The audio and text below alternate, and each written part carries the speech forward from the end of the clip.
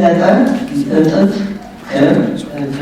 ጸጋ ሲያገኙ የምንቀምሰው ደግሞ በረከት አለንና እግዚአብሔር ለበረከት ያደርገናል። በስመ አብ ወወልድ ወመንፈስ ቅዱስ አሐዱ አምላክ። በስመ አብ ወወልድ ወመንፈስ ቅዱስ አሐዱ አምላክ።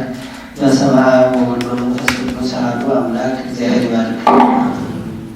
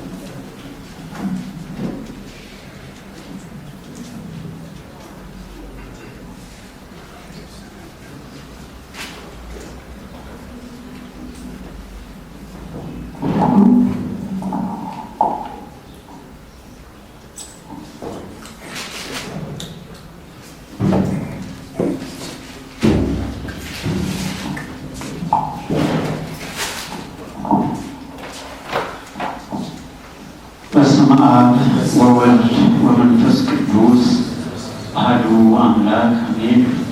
የተከበሩ አባታችን ቀሲስ ዮሴፍ፣ የእግዚአብሔር ቤተሰቦች፣ ምዕመናን፣ ምዕመናት፣ አባቶቼ፣ እናቶቼ፣ እህቶቼና ወንድሞቼ በአምላካችን በልዑል እግዚአብሔር ስም እንደምን አመሻችሁ። በቸርነቱ የሰበሰበን በፍቅሩ የሳበን አምላካችን ልዑል እግዚአብሔር ስሙ የተመሰገነ ይሁን። መምህረ ጽድቅ ጌታና መድኃኒት ኢየሱስ ክርስቶስ ጉባኤያችንን ተረክቦ ጉባኤያችንን እንዲባርክልን፣ የምንማረውን ትምህርት እንዲገልጥልን ቅዱስ ፈቃድ ይሁንልን። መንፈሰ ጽድቅ ጰራቅሊጦስ የሊዲያን ልብ እንደከፈተ የሁላችንንም አይነ ልቦናችንን እንዲያበራልን፣ ዝነ ልቦናችንን እንዲከፍትልን ቅዱስ ፈቃድ ይሁንልን። ለአባቶቻችን ለቅዱሳን ለሐዋርያት ከዛም ለሚከተሉት በሙሉ የገለጥላቸው ምስጢር ጥበብ እንዲገልጥልን ጸጋውን ጥበቡን እንዲሰጠን እንዲያድለኝ ቅዱስ ፈቃድ ይሁንልኝ። ቅድስት የምትሆን ጸሎታቸው ትርዳን። የሐዋርያት ሥራ ምዕራፍ 1 ቁጥር 14 እንደዚህ ይላል። እነዚህም ሁሉ ከሴቶችና ከኢየሱስ እናት ከማርያም ጋር በአንድ ልብ ሆነው ለጸሎት ይተጉ ነበር ይለናል። ግብረ ሐዋርያት የሐዋርያት ሥራ ምዕራፍ 1 ከቁጥር 14 ያለው ቃል። በዚህ ቦታ ላይ ከላይ ከፍ ብሎ የአባቶቻችን የቅዱሳን ሐዋርያትን ስም ይሁዳን ትቶ ይቆጥራል። ልክ ይሁዳ ከተቀጣ ካለፈ በኋላ ያለውን ጊዜ ነው የሚነግረን። በዚያን ጊዜ ደብረ ዘይት ከሚባለው ተራራ ተመለሱ ጌታ ካረገ በኋላ። ከዚህ በኋላ ያለውን ታሪክ እንግዲህ ሲነግረን ሐዋርያት ምን አይነት ኑሮ እንደነበራቸው፣ የመጀመሪያዋ ቤተ ክርስቲያን ምን ትመስል እንደነበር፣ በመጀመሪያዋ ቤተ ክርስቲያን ውስጥ የነበረው ሕይወት ምን ይመስል እንደነበር ይነግረናል። የመጀመሪያዊቱ ቤተ ክርስቲያን በኋላ ለሚነሱት የቤተ ክርስቲያን ብዙዎች ሁሉ ሞዴል ናት፣ አርአያ ናት። የክርስትናው ትምህርት የመጨረሻው ጫፍ ላይ ከፍታው ምን እንደነበረ የሚነግረን አሁንም ይኸው የሐዋርያት የመጀመሪያው ታሪክ ነው። በዚህ ታሪክ ውስጥ ሐዋርያቱን አንስቶ ከጨረሰ በኋላ እነዚህም ሁሉ ከኢየሱስ እናት ከማርያም ጋር በአንድ ልብ ለጸሎት ይተጉ ነበር ብሎ ያስቀምጥልናል። እነዚህም ሁሉ የሚላቸው በሐዋርያት ትምህርት ውስጥ የምናገኛቸው ሐዋርያትን ብቻም ሳይሆን ሐዋርያትን መስለው የተነሱ በሙሉ እነዚህ በሚለው አገላለጥ ይገለጣል። በመጽሐፍ ቅዱስ ውስጥ የሐዋርያትን ትምህርት አምነው የሐዋርያትን ፍኖት ተከትለው የሚሄዱ ሁሉ የሐዋርያት ትምህርት አላቸው፣ ከሐዋርያት ጋር አብረው ይቆጠራሉ። አባቶቻችን ሐዋርያት በነበሩበት ቦታ ከጌታችን የተቀበሉት አንድ ታላቅ ስልጣን ነበር። ለክርስቶስ ከማድረጉ በፊት ከሰጣቸው ለሐዋርያት ካስተላለፈላቸው ነገር አንደኛው ስልጣነ ክህነት ነው። በዮሐንስ ወንጌል ምዕራፍ 20 እና ምዕራፍ 21 ላይ ተጽፎ እንደምናገኘው በተለይ ምዕራፍ 20 ከቁጥር 20 እስከ 23 ስናነብ ስለ ጌታችን ስለ ኢየሱስ ክርስቶስ ትንሣኤ እየነገረን ይመጣና ደቀ መዛሙርትን በሙሉ ሰብስቦ እፍ አለባቸው፣ እጁንም ጫንባቸው። ኃጢአቱን ይቅር ያላችሁት ይቅር ተብሎለታል፣ ኃጢአቱን የያዛችሁበት በሙሉ ተይዞበታል ብሎ ስልጣነ ክህነትን ሰጣቸው፣ አጸናላቸው። ከዛን ጊዜ ጀምሮ ቤተ ክርስቲያን ለመባል ሐዋርያዊ መሆን አለባት። ቤተ ክርስቲያን 4 መሰረታዊ ባህሪያት አሏት። አንደኛው ቅድስት ናት፣ ሁለተኛው አንዲት ናት፣ ሶስተኛ የሁሉም ናት፣ አራተኛ ደግሞ ሐዋርያዊት ናት። እነዚህ 4ቱን መሰረታዊ ባህሪያት ካላሟላች አንዲት ቤተ ክርስቲያን መባል አትችልም።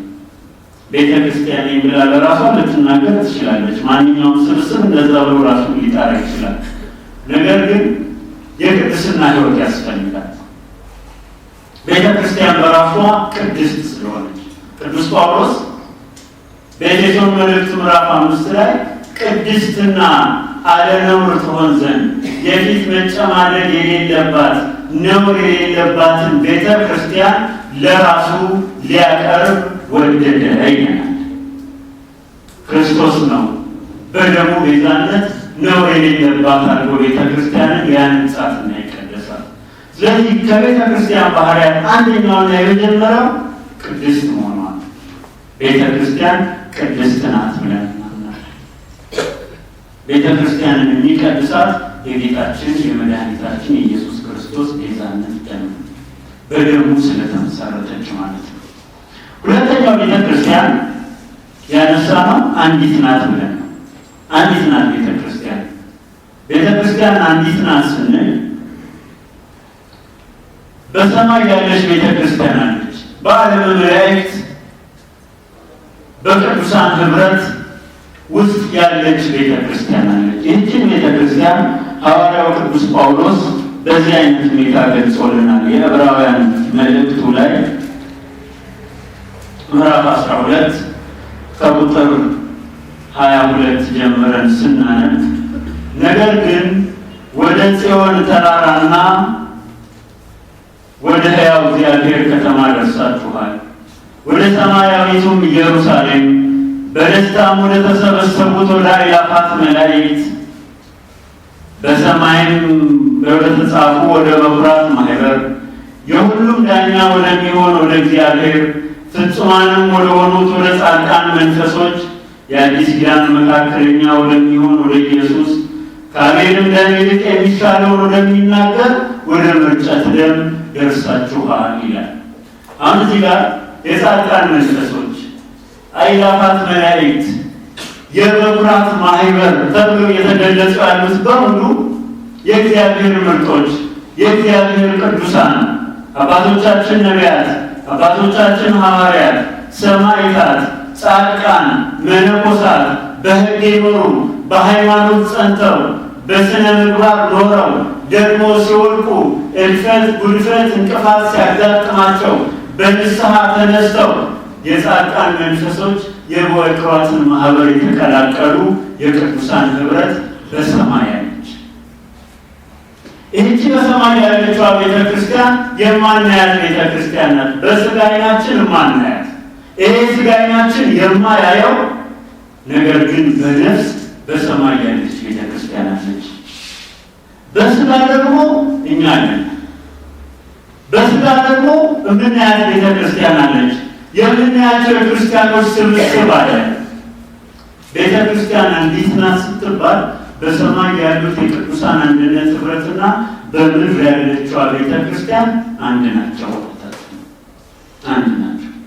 በእምነት አንድ ናቸው። በመንፈስ አንድ ናቸው። በጸሎት አንድ ናቸው።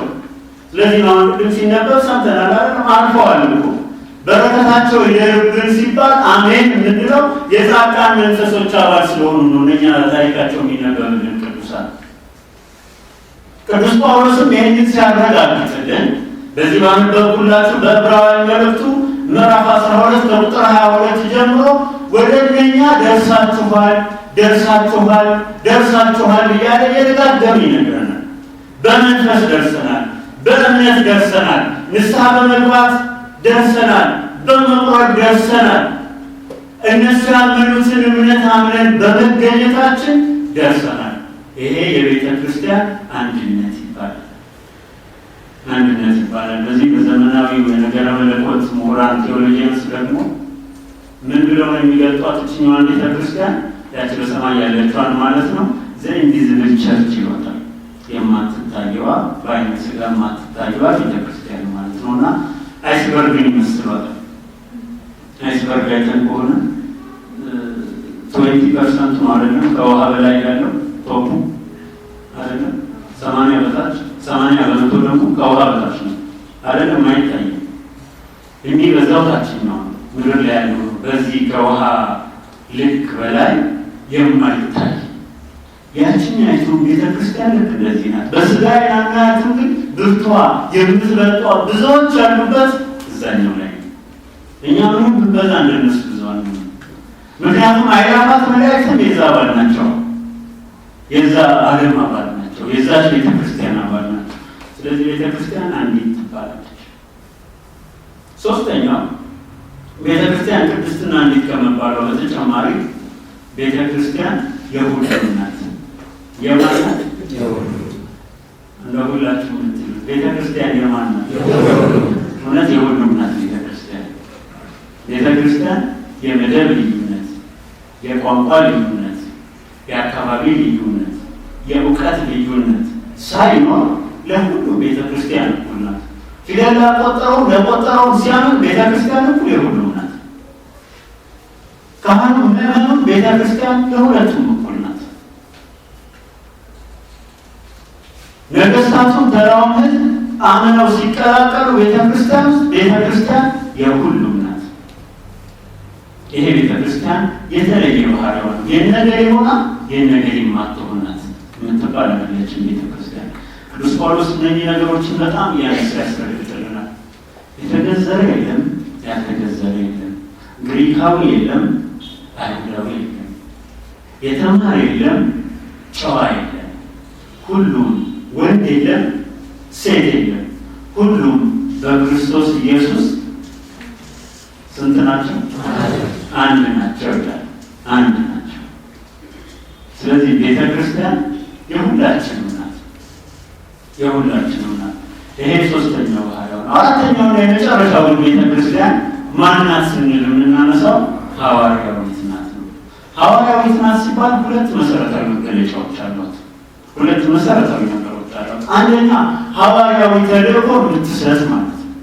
የምትሰብክ፣ የምታስተምር፣ የምታጠምቅ ማለት ነው።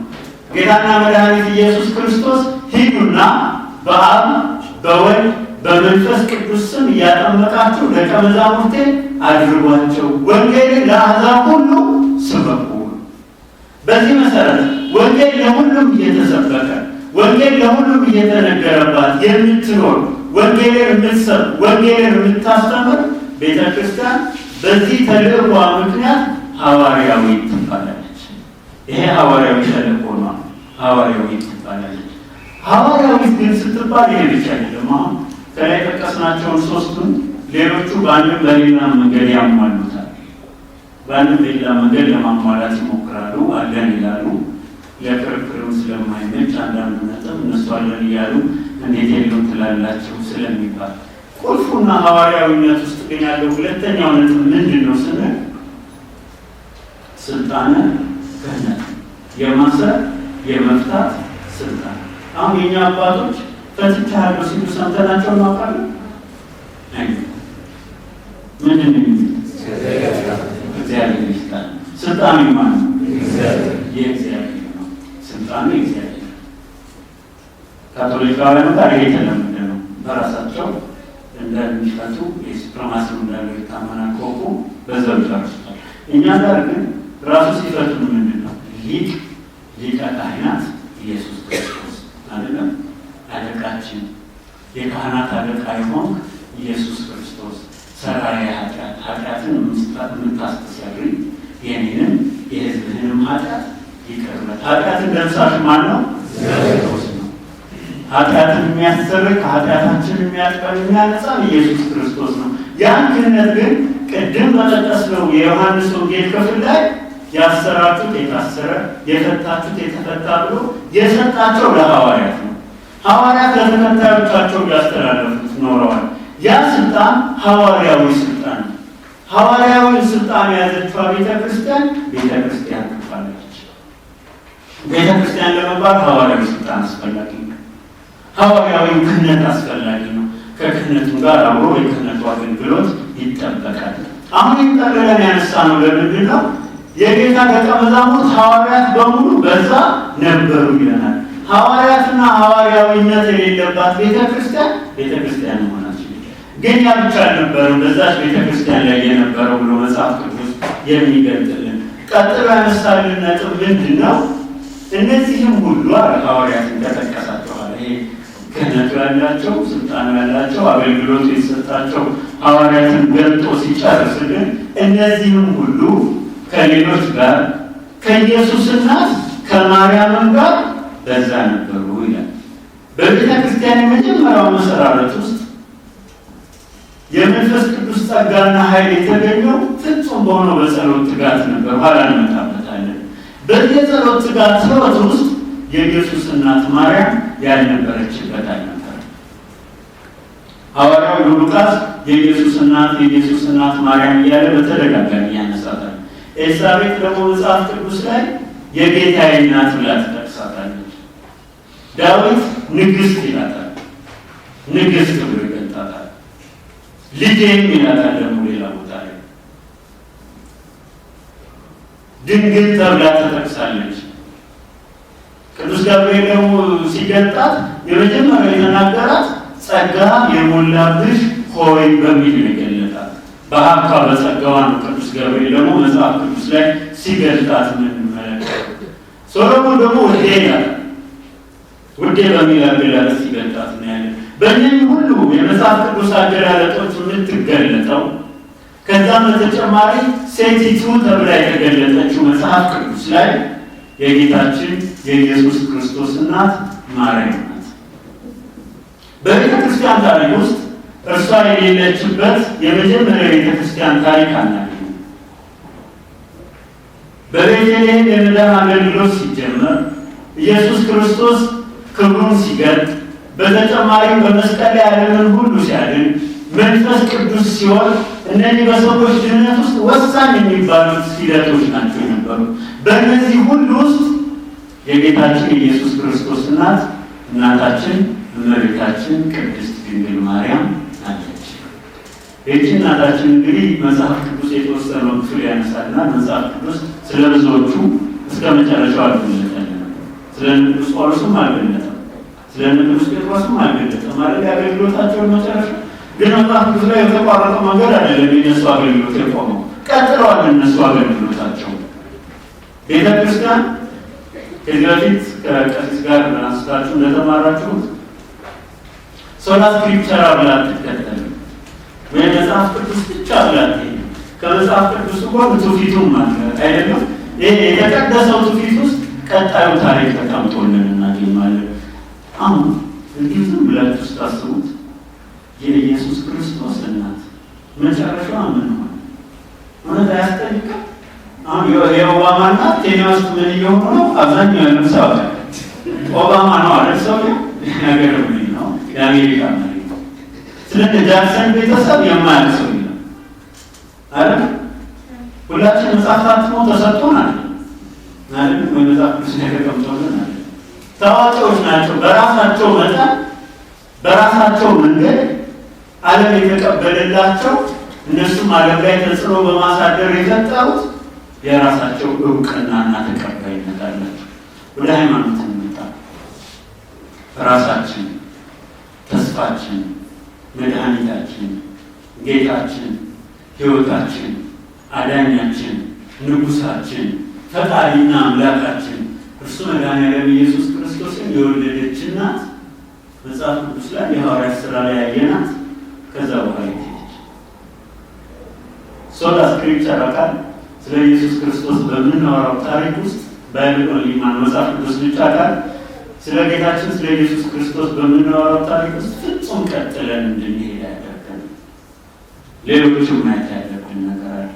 ስለዚህ የዛሬው በዓል ስለ ኢየሱስ እናት መጨረሻ ነው የሚነግረን አይደለም። የኢየሱስ እናት መጨረሻ ላይ ነው ይሄ ነው። እንግዲህ ሁላችን እንደምናውቀው ጌታን ከመውለዷ በፊት 15 ዓመት ኖራለች አይደለም። ከዛ ጌታን ከወለደች በኋላ ደግሞ ስንት ዓመት ነው የኖረችው? 33 ዓመት አይደል? እስከ ጌታ እርገት ድረስ 33 ዓመት አለ። አጠቃላይ በምድር ላይ ስንት ዓመት ነው የኖረችው? 64 ዓመት። ስለዚህ 64 ዓመት ስትኖር ጌታ ካደረገ በኋላ ያለው 15-16 ዓመት እንዴት አሳለፈች? ቀጣዩ ጥያቄ ነው አይደለም። እንዴት ያሳለፈች? ምን ይመስል ነበር? ምን አጋጠማት? የሚለው ነገር ኢየሱስን እንደሚወድ ሰው፣ ለክርስቶስ እንደሚገዛ ሰው፣ ለኢየሱስ ክርስቶስ ፍጹም ፍቅር እንዳለው ሰው የእናቱ ጉዳይ ጥያቄ ይሆናል ለማንም ሰው ከክርስቶስ ጋር ካለን ግንኙነት ተነስተን ማለት ነው። ምክንያቱም እንኳን እናቱ እኛንም እንዲሁ አይሆንም አይደለም። እንዲሁ አጣለን ነው እኛ ነው እንኳን ተወልዶባት 9 ወር አድርጎ 30 ዓመት አሳድገው ቀርቶ እኛ አንድታዘዝ እያል አንሰማ እያል ፍቃዱን መፈጸም እያቃተን በአመፅ ጌሮ ፈጽም ያልጥላችሁ ማለት ነው የሚለው ፈጽም ያልጥላችሁ።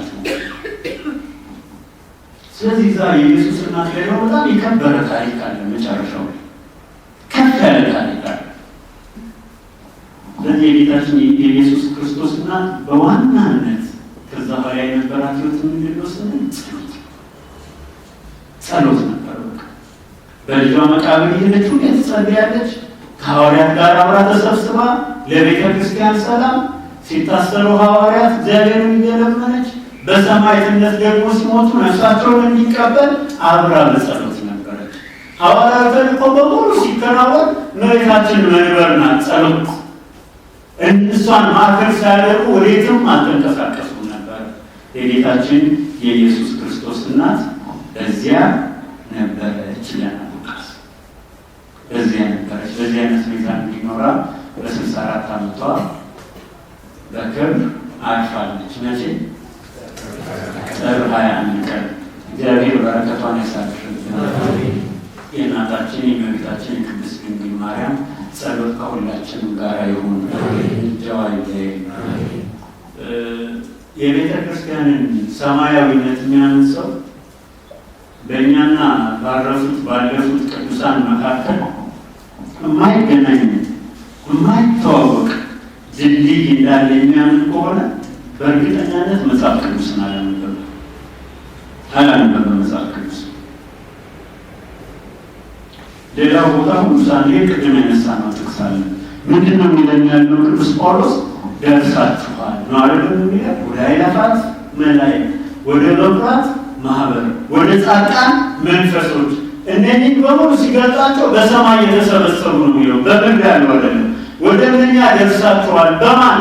በአዲስ ኪዳን መካከለኛ በኢየሱስ ክርስቶስ በመንፈስ ቅዱስ አሰራርና ኃይል በመንፈስ ቅዱስ ጸጋ ደርሳችኋል ይላል። ስለዚህ ከእመቤታችን ጋር ሆነን እሷን ዛሬ ቅድስት ብለን ስንማጸን እየተማጸን ስራችንን ስንሰራ ከሐዋርያት ጋር ሆና በልጇ በጸሎቷ እንደነበረች ከእኛም ጋር በልጇ በጸሎቷ አለች ብለን እናምናለን። አንዱ እግዚአብሔር በቅዱሳን ጸሎት ሕይወታችንን፣ ቤተሰቦቻችንን፣ አገልግሎታችንን ይባርክልን፣ ይጠብቅልን። እንግዲህ ይሄን ካለ በኋላ ግን ሐዋርያው እንዲህ ብሎ አይደለም የሚያቆመው። ምን ይላል ቀጥሎ? ያነበብነው ጥቅስ ላይ ስናይ በአንድ ልብ ሆነው ለጸሎት ይተጉ ነበር ይላል። 3 ነጥቦች ናቸው የተቀመጡት። አንድ ልብ፣ ጸሎትና ትጋት። እነዚህ 3 ነገሮች ተቀምጠዋል። በክርስትና ሕይወት ውስጥ የቅዱሳንን ምልጃ የሚጠይቅ ሰው በቅዱሳን ምልጃ በትክክል ለመጠቀም ከእሱም የሚጠበቅበት ይወጣል። እሱም የሆነው የሚገባው ነገር አለ። አሁን የሎጥን ሰዎች ተመልከቷቸው። የሰዶምን ሰዎች በሎጥ ዘመን አብርሃም ቆሞ እየለመነን ያለው እግዚአብሔርን ሰዶምን አታጥፋ፣ ስለ ኃጢአተኞች ብለህ ጻድቁን እንዴት ታጠፋለህ አለው። 50 ይገኛል ነው አይደለም የሚለው 50 አልተገኘም፣ 45 አልተገኘም፣ 40 አልተገኘም፣ 10 አልተገኘም። ፈውስ እስከማይገኝላቸው ድረስ በአመፅ ምድሪቷ በሙሉ ተበክላ ነበር። አሁን ሰይጣን የሚሰርተን ይህንን ነው። ጥቂት ለእግዚአብሔር ሰዎች እንዳይቀሩ የሰው ዘር የሚድንባቸው ጥቂት እግዚአብሔርን ደስ የሚያሰኙ ሰዎች እንዳይኖሩ የሰይጣን ሀሳብ ስለሆነ ሰይጣን በብዙ መንገድ ክፋትን፣ ኃጢአትን ይሰርቃል። እየጠለፈ ወደ እርሱ ለማምጣት ይፈልጋል። አባታችን አብርሃም ያማልደው ምልጃ ሰዶምን ማዳናቸው። ለምን? የሰዶም ሰዎች ለምልጃ እንዲገባ ሆኖ አልተገኙም ነበር። አሁን በዚህ ግን ስንመጣ አንድ ልብ ሆነው የሚናገራል።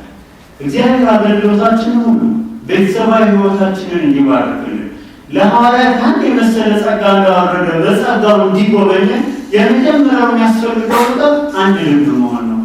አንድ ልብ እንዳንሆን የሚያደርገን በርካታ ምክንያቶች አሉ። እነኛን አሁን አንዘረዝራቸው። ግን አንድ ከማያደርገን ነገር ይልቅ አንድ የሚያደርገን ነገር ላይ ስናተኩር እግዚአብሔር ደግሞ የበለጠ እያስተባበረን እያስማማን ይመጣል። ሰነፍ ልጅ ምኞቱን ይከተላል ይለናል መጽሐፈ ምሳሌ ምዕራፍ 18 ላይ። ምኞቱን ይከተላል። ለምንድን ነው ምኞቱን የሚከተለው ሲል ደግሞ እዛው ላይ ሲመልስልን ለመለየት ይለናል። ሰው ለመለያየት፣ ለመጣላት፣ ቂም ለመያዝ፣ ለመካረፍ በጣም ብዙ ምክንያት ይኖራል። በሐዋርያቱም እኮ መካከል እንደዛ ለማድረግ የሚያስችላቸው ብዙ ምክንያት ሳይኖር ቀርቶ አይደለም። ያን ትተው በይቅርታ ልብ፣ በቻይነት፣ በመተው አንድ ልብ ለመሆን ተጉ። እግዚአብሔር ደግሞ አንድ ልብ በሆንበት ይሰራል። 2 ወይም 3 ሆነው በአንድ ሀሳብ በሚስማሙበት እኔ በዚያ በመካከላቸው እገኛለሁ ብሏል ጌታ። 2-3 በአንድ ልብ ስንስማማ ተአምር እንሰራለን፣ ብዙ ስራ እንሰራለን። ምክንያቱ ከተባለ ሁሉን ማሰራት የሚችለው ጌታ በመካከላችን ስለሚገኝ ነው።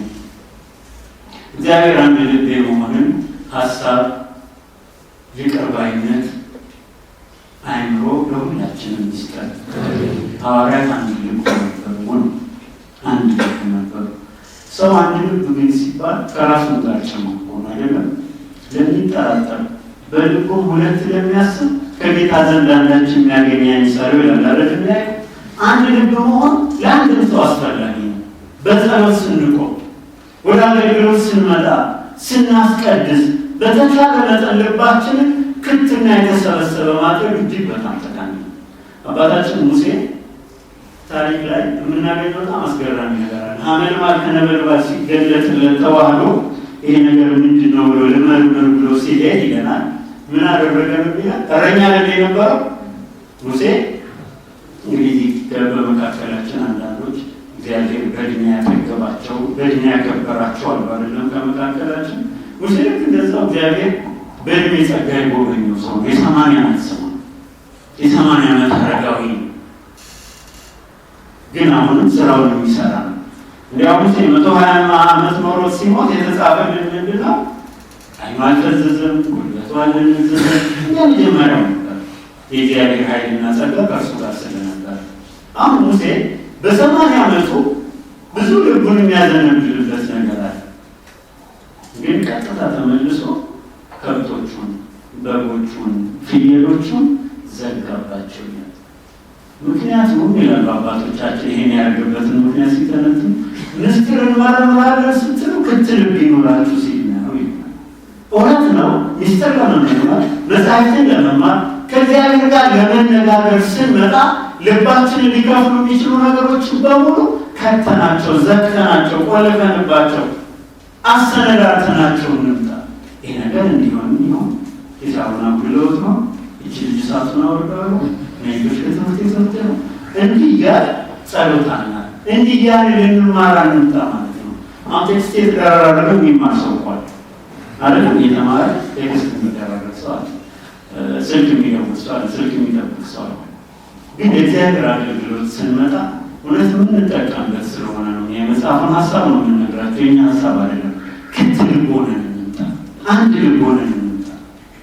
የሚያነክስ ነገር ከመካከላችን ነው። ሌላ ሰይጣን የሚሰራው ምንድን ነው? ብዙ ማናቃቸውን ነገሮች እያመጣ ግራ ያጋባል። ግራ በማጋባት ውስጥ የሰይጣን ዋናው ዓላማ በጸሎታችን በፍጹም ልብ እንዳንጸልይ ማድረግ ነው። ያልደረስንበትን ነገር የሚያጠራጥር ነገር ሰዎች መጥተው ሲነግሩ ሌላ እግዚአብሔር እንድደርስ አድርገኝ ብለን ባመንበትነት አንድ ልብ ሆነን ጥርጥሩን ወደ ልባችን ማስገባት የለብንም። ስለዚህ ሐዋርያት በአንድ ልብ ነበሩ። ይሄ ጸሎት ሕይወት ቅድም እንዳነሳሁላችሁ መንፈስ ቅዱስ የእግዚአብሔር መንፈስ ጸጋ እንዲሰጥበት ምክንያት የሆነ ሕይወት ነበር። እንዲያው ምንድን ነው የሚለው የሐዋርያት ሥራ ላይ ወረድ ብሎ ያነበብኩላችሁ ስታነቡ ከሰማይ በታች እንደነሱ በጸሎት የተጋ ነበር ነው። ያ ጸሎት አንድ ልብ የሆነ ጸሎት ነበር። ስለዚህ ጸሎታችን መልስ እንዲያገኝ አንድ ልብ እንሆን፣ ክት እንሆን። ሐዘናችንም ሐዘን ሆኖ ደራይ ደንባ መንበረ ጸባዖትን የሚያናጣው የምር በአንድ ልብ ሆነን ክት ሆነን ስንጸልይ በአንድ ልብ ሆነ ካለን በኋላ ለጸሎት ይተጉ ነበር ነው። ሌላ እንግዲህ የመጀመሪያ ቤተክርስቲያን መገለጫዋ የጸሎት ሕይወት ብርቱ የጸሎት ሕይወት ነበራቸው። ሶስተኛውና እዚህ ጋር የተጠቀሰልን ነገር ትጋት። ትጋት መጽሐፍ ቅዱስ ላይ ምን ተብሎ ነው የተቀመጠልን? ለሰው የከበረ ሀብት ትጋት ነው ይለናል መጽሐፈ ምሳሌ ምዕራፍ 12 ቁጥር 27 የከበረ ሀብት ለሰው ትጋት ነው። ሰነፎች እግዚአብሔርን ደስ አያሰኙትም ይለናል እዛው መጽሐፈ ምሳሌ። ትጉዎች ግን እግዚአብሔርን ደስ ያሰኙታል። ትጋትን ሁል ጊዜ የሚይዙ ስንፍናን፣ ልግመትን ከነሱ ያስወግዳል። ክርስትና ሁሌ የትጋት ሕይወት ነው። እነ ቅዱስ ጳውሎስ በግላቸው ለመስራት እየተጉ እንኳን እየጻፉ ሌሊት በጸሎት እየተጉ ቀን ቀን ከሀገር ሀገር እየዞሩ ሕዝቡን እያስተማሩ ይተጉ ነበር። ትጋት ደግሞ ሰው ያስፈልጋል። አንዳንድ ሰው በስጋ ሕይወቱ ትጉ ሆነና በመንፈሳዊ ሕይወቱ ግን እጅግ በጣም ሰነፍሰዋል። ወደ ቤተክርስቲያን በመምጣት ጥሩ ትጋት እያሳዩ በመንፈሳዊ ውድገት ላይ በእውነተኛው የመንፈሳዊ አኗኗር ላይ ደግሞ ትጋት የሚጎድላቸው ሰዎች አሉ። ግን የሰው የከበረ ሀብት ትጋት ነው። ሰው ተግቶ ለፍቶ የሚያገኘው ነገር ነው። የተባረከ ሕይወት ነው። እግዚአብሔርም ያዘዘን የወደደልን ይሄ ነው። ስለዚህ የአባቶቻችን የሐዋርያት ሕይወት ክርስትና የሰነፎች ዋሻ ሳይሆን የትጋት ሕይወት ነው። ታስታውሷቸዋላችሁ የማቴዎስ ወንጌል ምዕራፍ 25 ላይ ጌታ በምሳሌ ነገረን። 5 ደናግል ሰነፎች ነበሩ ማለት ነው። ሰነፎች ነበሩ። ዘይት መያዝ በሚገባቸው ጊዜ ዘይት አልያዙ። ስለዚህ መብራቱ አለቀባቸው። ሊገዙ ሄዱ። ባለቀ ሰዓት የሰነፍ መገለጫው መጫወቱ ነው አይደለም? ባለቀ ሰዓት ሁሉ ነገር ማለት ማለት ነው። ስንፍና ክፉ በሽታ ነው። ክፉ በሽታ ነው። ስለዚህ አትገቡም ተብለው በሩ ተዘጋባቸው። ይሄ መንፈሳዊ ስንፍና ነው። በምሳሌነት ዋናነት ሊነግረን የፈለገው ዘይት መያዝ ባለብን ጊዜ፣ መብራታችንን ሙሉ ማድረግ ባለብን ጊዜ ዘይት ሳንይዝ መብራት ሳናበራ እንድንገኝ ያደርገናል። ሰይጣን ያሳንፈናል። ዘይቱ ፍቅር ነው። ዘይቱ እምነት ነው። ዘይቱ በመንፈሳዊ አኗኗር ውስጥ ልንከተለው የሚገባ መንፈሳዊ ትጋቶቻችን ናቸው። እነኛም ዛሬ ማድረግ ባለብን ጊዜ ካላደረግናቸው በሰማይ ደጅ ውስጥ በሰማዩ ዓለም ውስጥ በር ያዘጉብናል። እነዚህ ሴቶች ዘይት አለመያዛቸው ስንፍና ነው የተባሉ። ወደ መንፈሳዊ ሕይወት ስንገባ ብዙ ሰው ንስሐ ለመግባት ሰነፍ ነው፣ ይዘግያል አይደል? ልግመት አለብን። ሰነፎች ነን፣ ለማስቀደስ ሰነፎች ነን። እንደሆነ በጣም ቅዳሴ ሲባል እንቅልፍ ይመጣብኛል እንደዚህ የሚሉ ሰዎች አሉ እኮ አይደለም? ግን ብንለማመደው ከኛ በላይ ነው ትጓይ ነው። እንዲህ ከሚሉ ሰዎች በላይ ትጓይ ነው። መንፈሳዊ ትጋት ስለሆነ እግዚአብሔር ትጋትን እንድንጨምር በቸርነቱ ያግዘን። እንግዲህ ዛሬ የኢየሱስ እናት ማርያምን በዚህ በአንድ ልብ ሆነው ለጸሎት ይተጉ ነበር የሚለውን የእመቤታችን ዕረፍት ሆኖ ቀጥታ ወደ ሌላ ትምህርት እንዳልገባ ነው የመጣሁትም። በሌላ አስተማሪ ይመጡ በነበሩት መምህር ምትክ ነው። እንዳጋጣሚ እመቤታችን ስለሆነች መምጣት ስላልቻሉ ነው ተክቻቸው የመጣሁትና ስለዚህ መጀመሪያ የእመቤታችንን ነገር ማንሳት ስላለብን ነው እናንሳዋለን እንዳልነው ወደ መደበኛው ትምህርት ያልገባ ነው። ባለችን 15 ደቂቃ የተቀረውን መማር ከሚገባን ትምህርት ውስጥ የመጀመሪያ መግቢያ ትምህርት የሚባለውን እናነሳለን። እንግዲህ ወደፊት የምንጀምረው የመጽሐፍ ቅዱስ ትምህርት ነው። መጽሐፍ ቅዱስን ደግሞ ስናጠና መጽሐፍ ቅዱስን አብረን ማንበብ እጅግ ያስፈልገናል። አሁን በዚህ ዓመት እንኳን ነህምያንና ሩትን ተምረናል አይደለም በተከታታይ። ስለዚህ ይህንን ነገር እንቀጥላለን። ምንድነው ብዙ ጊዜ እኛ ኦርቶዶክሳውያን ጋር በጣም የሚያስወቅሰን ነገር የሆነው በሌሎቹ እንጂ በጣም የሚሳለቅልን ምክንያት የሆነው ጥሩ ሕይወት እያለ ጥሩ ስርዓት እያለ ጥሩ መንፈሳዊ ግንዛቤ ያላቸው ሰዎች ያ መንፈሳዊ ግንዛቤያቸው እድገታቸው ግን በመጽሐፍ ቅዱስ ጥቅስ ማውጣት አይገደም። ስለዚህ በማንኛውም 8 እና 10 የማይሞሉ ጥቅሶችን በጉንጩ በያዘ ሰው ሲመሩ እናያለን፣ ሲወሰዱ እናያለን፣ ሲታለሉ እናያለን። ለመመለስ የምንፈልግም ሰዎች መመለስ ያቅተናል። ስለዚህ ለመጽሐፍ ቅዱስ ሊኖረን የሚገባው ግንዛቤ ምንድን ነው? መጽሐፍ ቅዱስ በእኛ ቤተክርስቲያን ያለው ቦታ ምንድን ነው? ለዚህ በጣም ጥሩ ግንዛቤ ልንይዝ ይገባናል። ዛሬ ለመግቢያ ከመጽሐፍ ቅዱስ ጋር ያለንን ግንኙነት እንዴት ማሻሻል እንዳለብን ብቻ ዋና ዋና ነጥቦችን እናነሳለን። እንግዲህ በቤተክርስቲያን መጽሐፍ ቅዱስ ከነስያሜው አስራው ነው የሚባለው። ምንድን ነው የሚባለው? አስራው ማለት ስሮች ማለት በብዙ ቁጥር ስሮች ማለት ትላልቅ ዛፎች ትላልቅ ስሮች አሏቸው አይደለም? ስር የሌለው ዛፍ ፍሬ ያፈራል። ለአንድ ዛፍ መልካም ፍሬ ስሩ ውሃ የሚመጥ መሆኑ እጅግ ወሳኝ ነው። መጽሐፍ ቅዱስንም አባቶቻችን በዚህ ቃል የገለጡልን አስራው ለውጣል ስሮች ማለት ነው። የሌሎቹ መጽሐፍት በሙሉ ስሮች ነው መጽሐፍ ቅዱስ።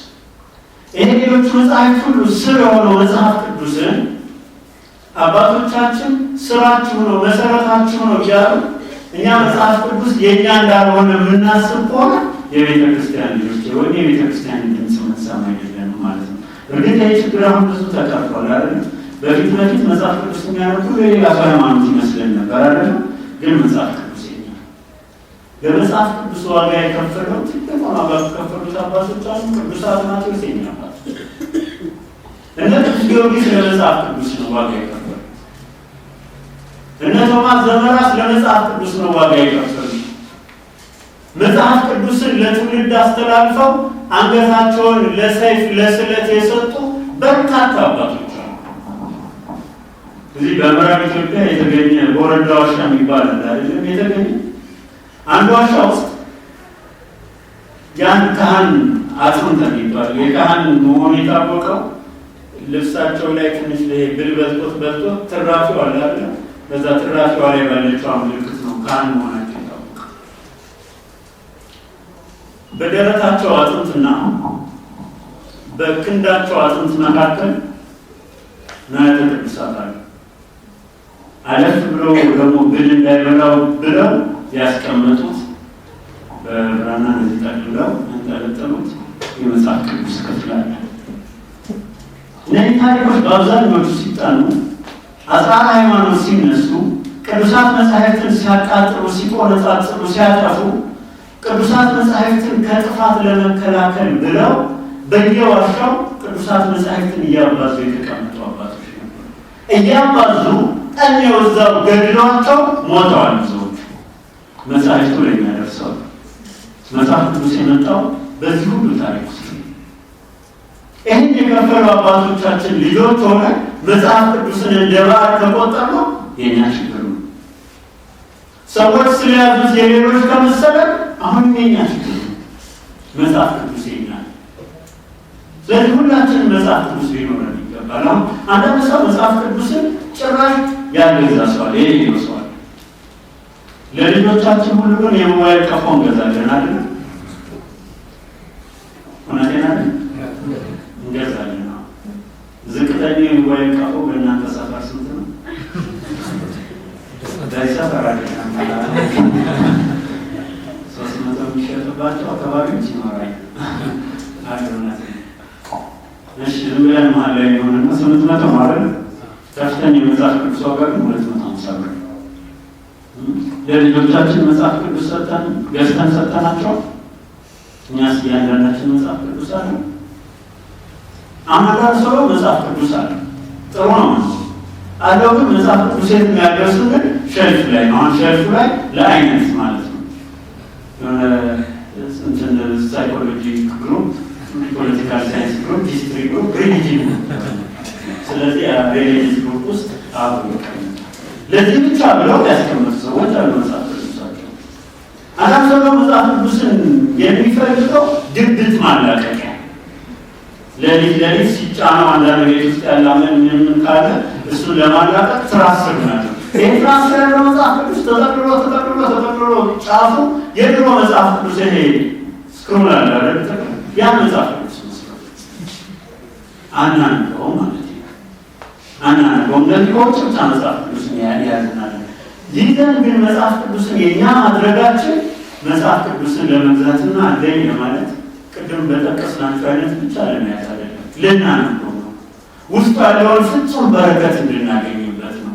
ውስጡ ካለው ሀብት እንድንሳተፍ ነው። ውስጡ ያለው ብርሃን በልባችን፣ በህሊናችን፣ በቤተሰባዊ ሕይወታችን ውስጥ እንዲያበራልን ያስፈልጋል። መጽሐፍ ቅዱስ ውስጥ ተዘርዝሮ የማያልቅ በረከት አለ። ተዘርዝሮ የማያልቅ በረከት አለ። ለትውልድ የሚተርፍ በረከት አለ። ታላቅ ሀብት አለ። ሃይማኖት አለ። ፍቅር አለ። ከሁሉም በላይ የእግዚአብሔር ድምፅ አለ መጽሐፍ ቅዱስ። አሁን ምን ምላችሁ በሁሉ መጽሐፍ ቅዱስ ላይ ታገኙታላችሁ።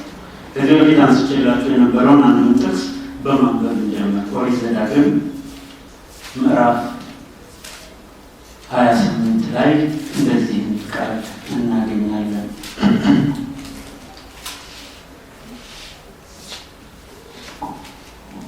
እንዲህም ይሆናል የአምላክህን የእግዚአብሔርን ቃል ብትሰማ ዛሬ የሚያዘዝኩህን ትእዛዝ ሁሉ ብታደርግ ብትጠብቀው አምላክ እግዚአብሔር ከምድር አሕዛብ ሁሉ ከፍ ከፍ ያደርግሃል ይላል። ሁሌ ጠዋትና ማታ የሚያነቡ ሰዎች እንደዚህ ይሄን በረከት ይቀበላል። ይሄ እግዚአብሔር ቃል የእግዚአብሔር እውነት። እግዚአብሔር ይሄን በማድረግ ይሄን አደርጋለሁ ካለ ያደርገዋል። እንደሱ አይደለም። እግዚአብሔር ያዋሽ ከፍ ከፍ ያደርጋል ካለ በኋላ የአምላክህን የእግዚአብሔርን ቃል ብትሰማ እነዚህ በረከቶች ሁሉ ይመጡልሃል፣ ያገኙሃል። አንተ በከተማ ቡሩክ ትሆናለህ፣ በእርሻህም ቡሩክ፣ የወይንህም ፍሬ፣ የምድርህም ፍሬ፣ የከብትህም ፍሬ፣ የላምህም ርቤ፣ በግህም ርቢ ቡሩክ ይሆናል። እንቅብህና በኋቃህ ቡሩክ ይሆናል። አንተ በመግባትህ ቡሩክ ትሆናለህ፣ በመውጣትህም ቡሩክ ትሆናለህ። እግዚአብሔር በላይ የቆሙትን ጠላቶችህን በፊትህ የተመቱ ያደርጋቸዋል። በአንድ መንገድ ይመጡብሃል፣ በሰባትም መንገድ ከፊትህ ይሸሻሉ። እግዚአብሔር በረከቱ በአንተ ላይ በጎተራ በእጅህ ሥራ ሁሉ ላይ እንዲወርድ ያዝዛል። አምላክ እግዚአብሔር በሚሰጥህ ምድር ያግዝሃል። ይህ ሁሉ የማን በረከት ነው? የቃሉ በረከት፣ የቅዱስ ቃሉ በረከት።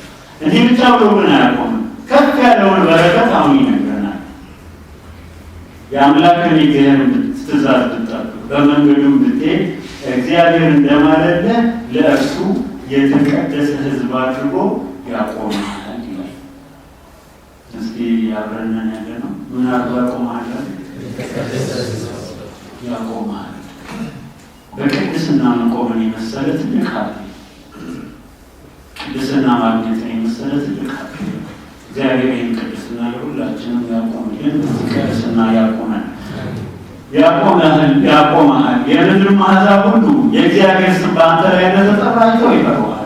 እግዚአብሔርም እርሷን ይሰጥ ዘንድ ለአባቶች ማላቸው በወርድ ፍሬ፣ በከብት ፍሬ፣ በእርሻ ፍሬ እግዚአብሔር በጎነትን በላይ ያይዛል። እግዚአብሔርም ለምድር በወራቱ ዝናብ ይሰጥ ዘንድ የእጅህን ሥራ ሁሉ ይባርክ ዘንድ መልካሙን መዝገብ ሰማዩን ይከፍትልሃል። ለብዙ አሕዛብም ታበድራለህ፣ አንተ ግን ከማንም አትበደርም። ዛሬ የሚያዘዝኩህን የአምላክን የእግዚአብሔርን ትእዛዝ ሰምተህ ብትጠብቃት። ሰምተህ የሚለውን ቃል በደንብ እናስምርበት። ማንበብ መስማት ነው። ወንጌል ሲነበብ በቤተ ክርስቲያን መቆም መስማት ነው። አሁንም ስንማር መስማታችን አይደለም። ሰምተህ ብትጠብቃት ብታደርጋትም ካዘዝኩም ከእነዚህ ቃሎች ወደ ቀኝም ወደ ግራም ፈቀቅ ባትል ታመልካቸው ዘንድ ሌሎችን አማልክት ባትከተል እግዚአብሔር ራስ ያደርግሃል እንጂ ጭራ አያደርግህም። እግዚአብሔር ለፈቀደልን ለጠራን ዓላማ በራስነት እንድንኖር ይላል ቃል ውስጥ እንዲህ አይነት በረከት አለ። ዳዊት ደግሞ ምንድን ነው የሚለው? ሕግህን ለእግሬ መብራት ለመንገዴም ብርሃን ነው ይላል። የእግዚአብሔር ቃል በረከት ብቻ ሳይሆን ያለበት አሁን ሙሴ እንደነገረ ከዛም ማለት ብሎ ብርሃን ነው። በመንገዳችን ሁሉ የሚያበራልን ብርሃን ነው። በድቅድቁ የኃጢአት ጨለማ ውስጥ የእግዚአብሔር ብርሃን በቃሉ ያበራልናል፣ በቃሉ ያበራልናል። ስለዚህ ይህንን ብርሃን የሆነው ቃል እንድናውቀው ሁልጊዜ ልናነብ ይገባል ነው። እዛው ዘዳግም ላይ ምዕራፍ 6 ላይ እንደዚህ የሚል ቃል ተጽፎ ታገኛላችሁ። አብረን ሁላችንም እግዚአብሔር ከሁላችንም ጋር ይሁን። ምዕራፍ 6 ቁጥር 4 ላይ እስራኤል ሆይ ስማ ይላል። እስራኤል ሆይ ማለት የእግዚአብሔር ሕዝብ ሆይ ማለት ነው። የእግዚአብሔር ሕዝብ ሆይ ስማ፣ አምላካችን እግዚአብሔር አንድ እግዚአብሔር ነው። አንተም አምላክህን እግዚአብሔር በፍጹም ልብ፣ በፍጹም ነፍስ፣ በፍጹም ኃይል ውደድ። እኔም ዛሬ አንተን የማዝዝህን ይህን ቃል በልብህ ያዝ። በምንህ ያዝ ነው ያለ? በልብ። አሁን በቃላችን ማነው መጽሐፉን እንደዚህ ከውጭ እንደሚይዘው ቅድም እንዳልኩት ራሳችን ስር ልናደርገው የሼፋችን ማድመጫ ልናደርገው ብቻም ሳይሆን በልብህ ያዘው። ካላነበብነው በልባችን እንይዘዋለን እንዴ? በልብህ ያዝ ይቀጥልና ለልጆችህም አስተምረው። ለማን አስተምረው? ለልጆችህም። ካላነበብነው ካልተማርነው እንዴት እናስተምረዋለን? አይከብድም? ስለዚህ ማንበብ ለልጆቻችን የምናስተምረው ጠዋትና ማታ ቢቻል 10-15 ደቂቃ እንደምን ብለን ቅዱሳት መጻሕፍት ማንበብ እንስጣቸው። አብረናቸውና አስተምረው ይላል። ይቀጥልና ለልጆችህም አስተምረው ካለን በኋላ በቤትህም ስትቀመጥ፣ በመንገድም ስትሄድ፣ ስትተኛ፣ ስትነሳ ተጫወተው ይላል። ጨዋታ ነው። ተነጋገሩ ቃል ነው። ትዝ ይላችኋል አይደለም? እኛ የኤማሁስ መንገድን እየተነጋገሩ የሚሄዱት ነገር። ስለዚህ ጨዋታ አድርጎ መጽሐፍ ቅዱስን አፋ አድርጎ መጽሐፍ ቅዱስን የት ሲባል ስትወጣም፣ ስትገባም፣ ስትነሳም፣ ስትተኛ ቃልህ እንደዛ ይሆን ነው። አሁን እኛ ለጊዜ ለምደን አፋችን ሌላ አንደበት ነበር ቋረጥ።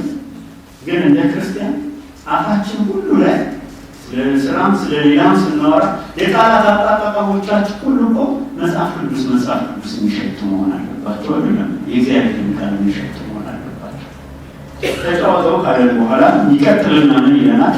በእጅህም ምልክት አድርገህ ሰረው፣ በዓይኖችህም መካከል እንደ ክታብ ይሆንልህ። በቤትህም መቃኖች በደጃፎችህም በሮች ላይ ጻፈው። አምላክህ እግዚአብሔር ለአንተ ሊሰጣት ለአባቶች ለአብርሃም፣ ለይስሐቅ፣ ለያዕቆብ ለማላቸው ምድር በገባ ጊዜ ያልሰራሃቸውንም ታላቅና መልካም ከተሞች፣ ያልሞላሃቸውንም ሀብትና የሞሉ ቤቶች፣ ያልማስሃቸውንም የተማሱ ጉድጓዶች፣ ያልተከልካቸውንም ወይንና ወይራ በሰጠ ጊዜ፣ በበላህና በጠገብክም ጊዜ፣ በዚያ ጊዜ ከግብፅ ምድር ባርነት ቤት ያወጣህን እግዚአብሔርን እንዳትረሳ ተጠንቀቅ። አሁን መጽሐፉ መታሰቡ በልባችን መቀመጡ ለልጆቻችን ማስተማሩ ትልቁ ዓላማው የእግዚአብሔርን ውለታ በማሰብ ሁልጊዜ የበረከቱ የቅድስናው ተካፋይ እንድንሆን ስለሚያደርገን። አሁን ይህ ሲነሳ አንዳንድ ሰው የሚያነሳው ምክንያት መጽሐፍ ቅዱስን ላለማንበብ ምንድን ነው ብለን ስናነሳ አንቱ ጊዜ ነው፣ በጣም ጊዜ ማለለም ምንባል ግን እስኪ ነው ከቀን ከምናውቃቸው በጣም ጊዜ ከሚባሉ የዓለማችን ሰዎች ውስጥ ማንበቢያ ጊዜ የሌለው ሰው አለ? የለም። በመጽሐፍ ቅዱስ ላይ ተመልከቱ። ኢያሱ ከግማሽ ሚሊዮን የሚበልጥ ሕዝብ ይዞ ምድረ ከነዓን እየገባ ነው።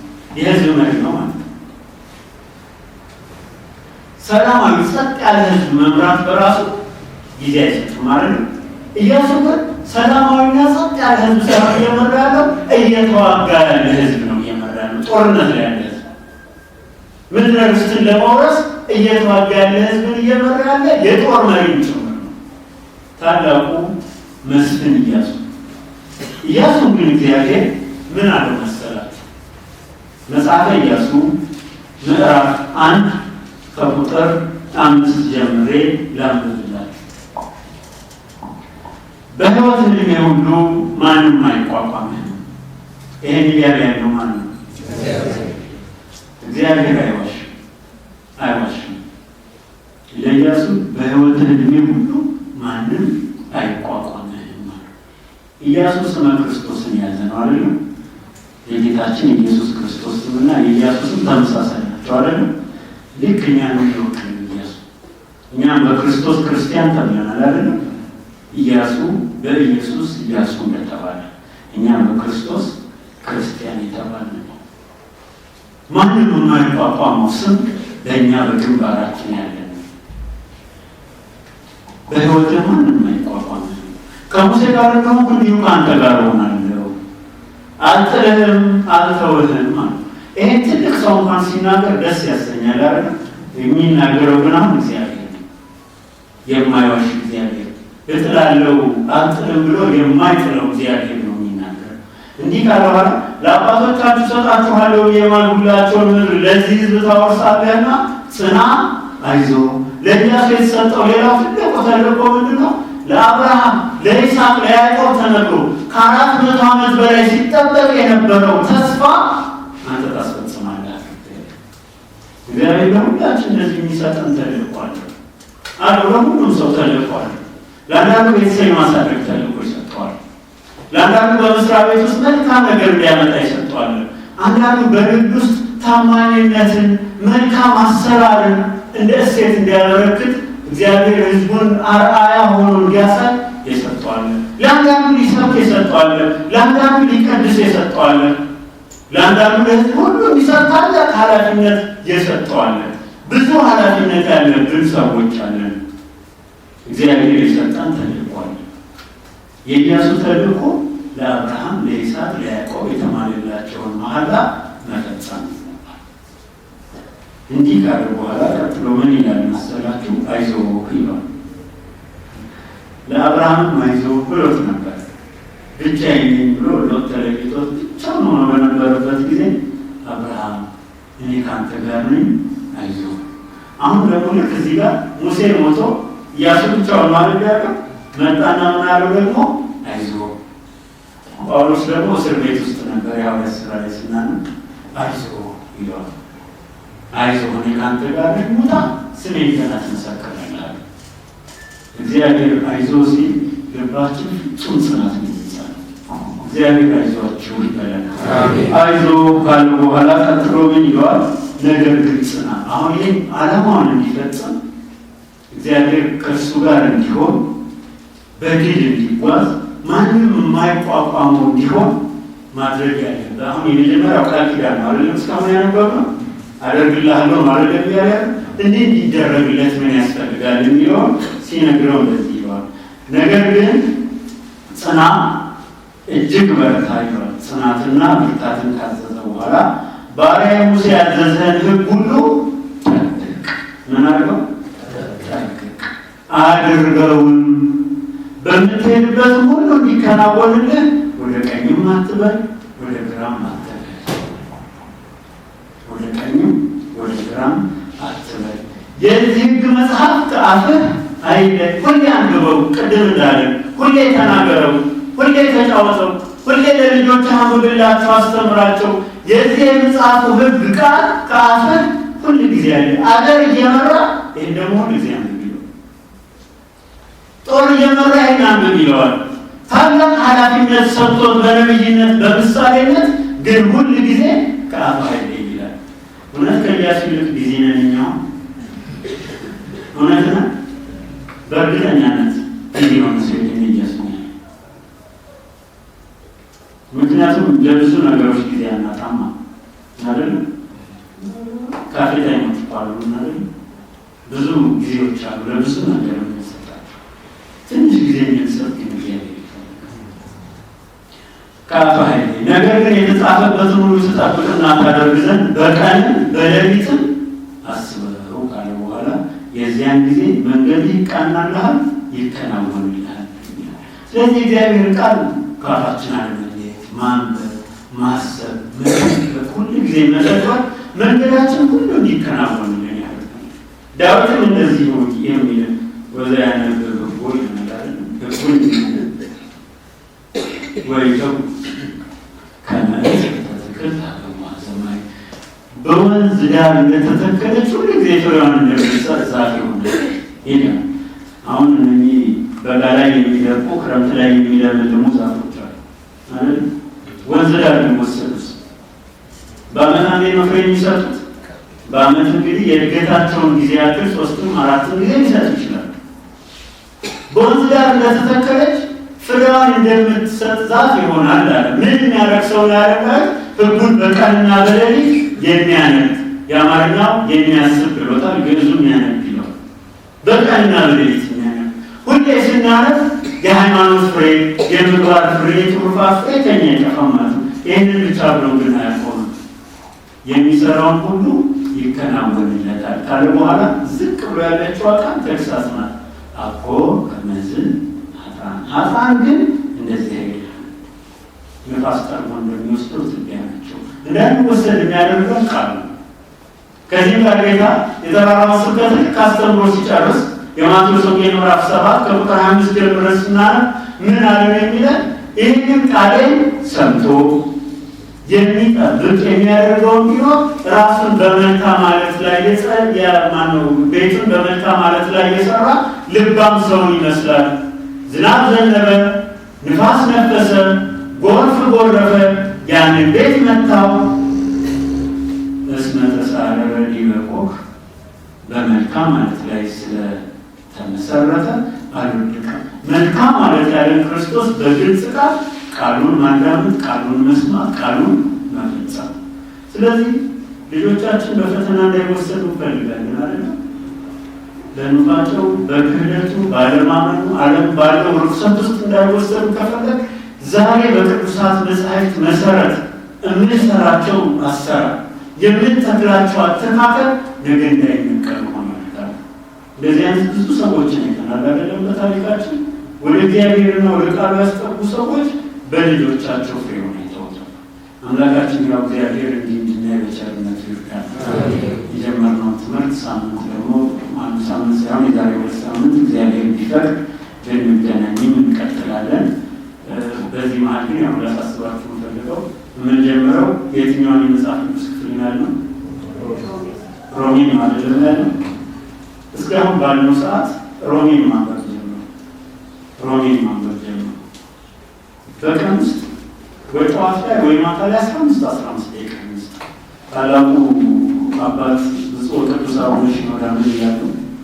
ማታ መጽሐፍ ቅዱስን እያነበብክ ልተኛ ህልምህን ትባርከዋለህ ይላሉ። አንዳንድ ህልማችን ቅልቅል ያልነዋል ይባርክልናል።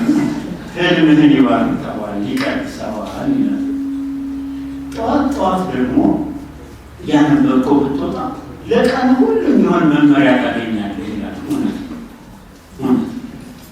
እግዚአብሔር ለህዝቡ በመጽሐፍ ይነግራቸዋል ነው የሚለው መዝሙር 86-87 ቁጥር 4 ጀምረን ስናነብ እግዚአብሔር ለእኛ ህዝቦቹ ለተባል በመጽሐፍ ቅዱስ የሚነግረን ቃል አለ፣ መልእክት አለ። ለቀን የሚያስፈልገን ሁሉ ቃል ተቀብለን እንሄዳለን። ስለዚህ እባካችሁ ወይ ጠዋት ላይ ወይ ማታ ላይ 15 ደቂቃ ስጡ። 15 ደቂቃ ሰጣችሁ ማንበብ ጀምሩ። ያልገባችሁን ነጥቦች በጥያቄ ያዟቸው። ማስታወሻ ይዘንና ወይ እንጻፋቸው። ጽፈን እንምጣ። ቀሲስ አሉ፣ ቀሲስ ነገረ ሃይማኖት፣ ቀሲስ ሶሎሞን ይመጣሉ። ሌሎችም መምህራን ይኖራሉ። ጥያቄ ይጠይቃሉ። በሚቀጥለው ትምህርታችንን ከመጀመራችን በፊት ግን የምናነሳው ነጥብ ምንድን ነው? መጽሐፍ ቅዱስን ለማንበብ ምን እናደርጋለን? አሁን ጀምሩትና የምታዩትን ቻሌንጅ እንደ ሀሳብ ሰጡንና ችግሮችን አንስተን ደግሞ ትምህርቱ የበለጠ ይገባል፣ ይጨመርበታል። አንደኛው ነጥብ። ሁለተኛው ነጥብ ግን መጽሐፍ ቅዱስን ስናነብ ደግሞ ምን ማድረግ አለብን? እንዴት እናንብብ ከሚለው በተጨማሪ መጽሐፍ ቅዱስን ስናነብ እንዴት ያደረግን ነው ማንበብ ያለብን? ምንድን ነው መከተል ያለብን? ከጸሎት ጋር ማንበብ፣ ማስታወሻ መያዝ ማንበብ፣ መጠየቅ፣ እንደዚህ የሚባሉ ወደ 4 ነጥቦች አሉ። አባቶቻችን የሚያነሱ መጽሐፍ ቅዱስን ስናነብ ለመረዳት የሚያግዙ እነዚህን አንስተን ወደ ሮሜ መልእክታችን እንገባለን። ስለነበረን ትምህርት፣ ስለነበረን ጊዜ፣ ስላስተማረን ትምህርት፣ ስለመከረን ምክር ሁሉ ወደ እግዚአብሔር ያው ወልድ ስግው ኢየሱስ ክርስቶስ ስሙ ዛሬም ዘወትርም የተመሰገነ ይሁን። የእመቤታችን የቅድስት ድንግል ማርያም አማላጅነት የቅዱሳን ሁሉ ጸሎትና በረከት ከሁላችንም ጋር ይሁን።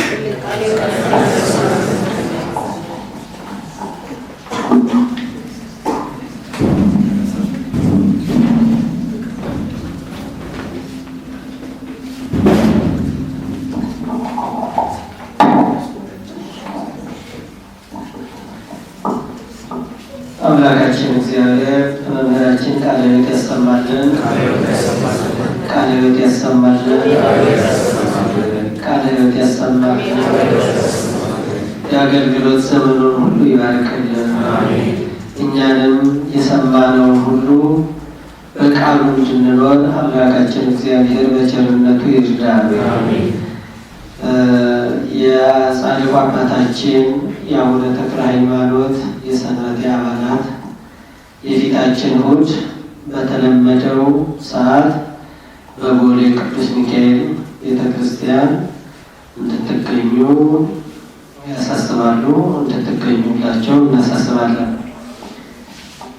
ሌላው እግዚአብሔር አምላክ እንግዲህ የዚህ ጉባኤ ዋናው ዓላማ ሲመሰረት ራሱ ቅዳሜና እሑድ ልጆቻችን እዚህ ይማሩ ነበረ። መልስ አጣን፣ ምን እናደርግ በሚለው ልጆቹ እየተማሩ ልጆቹ ጥያቄ እየያዙ እየመጡ መልስ የሚሰጣቸው የሚረዳቸው ወላጅ ጠፋ። በዚህ ምክንያት ወላጆችም ለልጆቹ ድጋፍ መልስ ለመስጠት ለማበረታታት ሲባል የተቋቋመ ጉባኤ ነውና አሁን ወንድማችን እንደነገረን መጽሐፉን ስንተኛም ስንነሳም ስንቀመጥም ስንሄድም ብናነበው ብንረዳው ብናስተውለው ለሕይወታችን ጠቃሚ ነው፣ ለስራችንም ጠቃሚ ነው፣ ለልጆቻችንም ጠቃሚ ነው እና ይህንን እንግዲህ እንዳስጀመረ አምላካችን እግዚአብሔር እንዲያስፈጽመን ቅዱስ ፈቃዱ ይሁንልን። ለጸሎት እንነሳ። አቤቱ አምላካችን